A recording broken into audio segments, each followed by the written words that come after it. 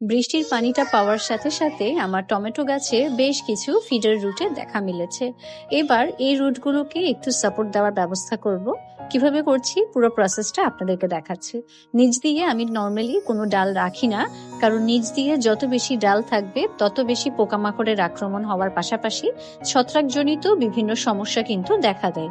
কারণ টবে যদি পানি জমে থাকে নিচের ডালগুলো আগে পচে যায়, সো সেটাতে গাছের গোড়ার অনেক বেশি সমস্যা হয়।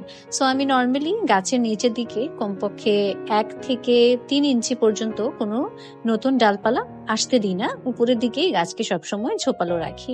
তার আগে আমি সবগুলো গাছের শুকনো পাতা, পচা পাতা এবং যে টমেটোগুলো লাল হয়ে গিয়েছে সবগুলো নিয়ে এটা হচ্ছে চেরি টমেটোর একটা গাছ। এই টমেটোগুলো খুব বেশি বড় হয় না, এরকম সাইজই থাকে, তবে এটার ফ্লেভারটা খুবই চমৎকার।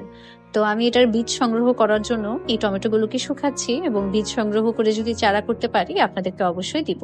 তো প্রথমত আমি টমেটোর গাছের মধ্যে যে সাপোর্ট দেওয়ার জন্য 1 টাইম কাপটা দিয়েছি সেটাকে কেটে সুন্দর করে গাছের গোড়া এভাবে বসিয়ে দিয়েছি। এবার একটা কাপড়ের সাহায্যে এটাকে আমি বেঁধে দিচ্ছি যাতে এটা নড়বড়ে হয়ে না যায়। এবার যে কোনো নর্মাল মাটি আমি 1 টাইম কাপের ভিতর দিয়ে দিচ্ছি। আমার বাগানের মাটিটা ভেজা, শুকনো মাটি নেই, সো আমি ভেজা মাটিটাই দিয়ে দিয়েছি এবং একটু চেপে শক্ত করে দিয়েছি যাতে মাটিটা সরে না যায়। আপনারাও চাইলে ঠিক এভাবেই আপনাদের গাছের ফিডার রুট বা এরিয়াল রুটগুলোকে এক্সট্রা সাপোর্ট দিতে পারেন, এতে গাছটা আরো ইজিলি ব্যালেন্স হতে পারে এবং ভালো গ্রেড পায়। শুধু টমেটো না, আমি আমার যে কোনো মরিচ গাছে বা সবজি গাছেও কিন্তু নর্মালি এটা করে থাকি এবং এটা অনেক বেশি কাজে দেয়। রুট সিস্টেমটাও অনেক বেশি স্ট্রং হয় এবং গাছটা যে কোনো ঝড় বাতাসে পড়ে যায় না। তো এই ছিল আজকের ভিডিও। আপনাদের সবাইকে ধন্যবাদ ভিডিওটা শেষ পর্যন্ত দেখার জন্য।